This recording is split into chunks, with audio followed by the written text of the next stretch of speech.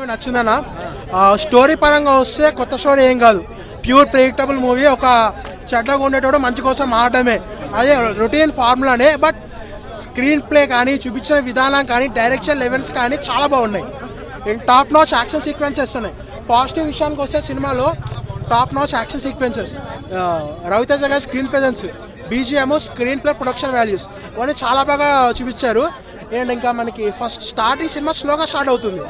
స్లోగా స్టార్ట్ అయిన తర్వాత ఎప్పుడైతే మనకి రవితేజ గారి ఎంట్రీని కూడా చాలా ఆపారు. మనకి ఎప్పుడు వస్తాడు అన్నట్టు చాలా గ్రిప్పింగ్గా చూపించారు. ఆ ఎంట్రీ సీన్ నాకు ఇట్లా ఆపే విధానం నాకు నచ్చింది అక్కడ.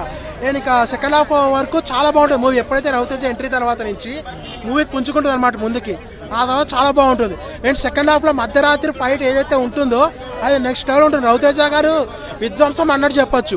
అండ్ క్లైమాక్స్ అయితే పార్ట్ 2 కోసం చూపించారు. రవితేజ లుక్ ఏదైతే ఉంటుందో అది చాలా బాగుంటుంది. ఆ లుక్లో రవితేజ గారు కొత్తగా కనిపిస్తారు మనకి. అంటే ఒక John Wick type of, హాలీవుడ్కి John Wick ఎలాగో మనకి సైంధవ్కి వెంకటేష్ గారికి ఆ టైప్లో చూసాం మనం. ఇప్పుడు రవితేజ గారిని కూడా అలా చూసాం మనం. ఒక ఓన్లీ గన్స్, రవితేజ గన్స్ అంతే సినిమా. హీరో పెర్ఫార్మెన్స్ అయితే చాలా బాగుంది. రవితేజ గారి పెర్ఫార్మెన్స్ గురించి మనం మాట్లాడాల్సిన అవసరం లేదు. ఎప్పుడు కామెడీ నవ్వుతూ అల్లరి చేసే రవితేజ కాకుండా విధ్వంసం సృష్టించే విధానం.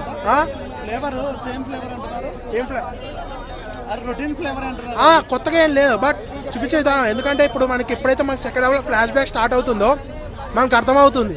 సో ఎప్పుడైతే రొటీన్ స్టోరీ, రొటీన్ ఫామ్లోనే, బట్ ఆ రొటీన్ కాన్సెప్ట్ ఒక్కటి అక్కడ ల్యాగ్ ఏదైతే ఉందో, apart from that action sequence జనాలు ఎంగేజ్ అవుతారు. సో రొటీన్ స్టోరీ రొటీన్ అయినా సరే జనాల్ని బోర్ కొట్టకుండా చేసాడు. హీరోయిన్ బాగానే పెర్ఫార్మ్ చేసింది. అనుపమ గారు అయితే చాలా బాగా చేసింది. బాగా చేసింది. టెక్నికల్ క్వాలిటీస్ చాలా బాగున్నాయన్న. ఇక్కడ స్టోరీ కంటే టెక్నికల్ క్వాలిటీస్ మీద ఎక్కువ కాన్సన్ట్రేట్ చేశారు. ఇంటర్వ్యూ వరకు అక్కడక్కడ కనిపిస్తాడు. సో నాకు అదే నచ్చింది. ఎందుకంటే మన రొటీన్ కమర్షియల్ సినిమాలా కాకుండా ఫస్ట్ హీరోని ఒక లెవెల్లో ఎంట్రీ చేసేసి 4 పాటలు 2 కామెడీ జోకులు అలా పెట్టకుండా స్టోరీ ఫస్ట్ వాళ్ళు చూపిస్తారు. రొటీన్ స్టోరీ అయినా కాన్సన్ట్రేషన్ హీరో ఎలివేషన్ మీద అండ్ ఇంకా రవితేజ గారి ప్రెజెన్స్ మీద పెట్టారు. సో ఏంటంటే మనకి ఆ స్క్రీన్ పై రాసుకునే విధానం ఏదైతుందో అది నాకు బాగా నచ్చింది. హీరో గారు వెంటనే చూపించలేదు మనకి, ఎప్పుడు వస్తాడని వెయిట్ చేయించారు ఆడియన్స్ని. అదొకటి నాకు బాగా నచ్చింది.